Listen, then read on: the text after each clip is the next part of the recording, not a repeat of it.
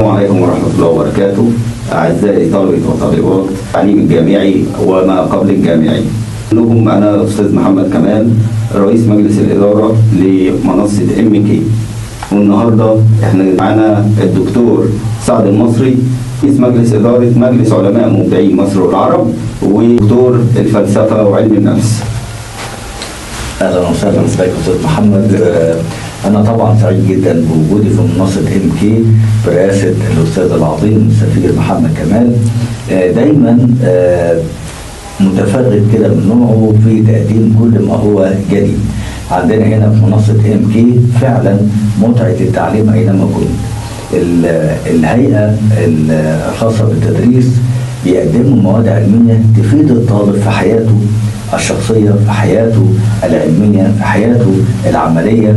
ما بينساش المعلومة، لأن احنا زي ما بنقول كده بندي لك المعلومة بالمعلقة بنشربها لك. ما عندناش حاجة اسمها نحفظ يلا كده وخلاص، لا، احنا متخصصين في إعداد الطلبة المتفوقين ومنها إلى القمة على طول بالنسبة للجامعة إن شاء الله. هتلاقوا عندنا مراجعات، هتلاقي حل امتحانات وحاجات متخصصة جدا جدا، التوقعات اللي لن يخرج عنها أي امتحان بحكم خبرتنا 25 سنة في المجال أستاذ محمد.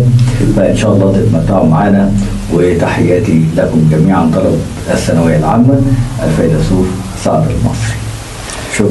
شكرا يا استاذ سعد، وان شاء الله نوعدكم باذن الله من اول العام القادم مع افضل مدرسين على مستوى الجمهوريه.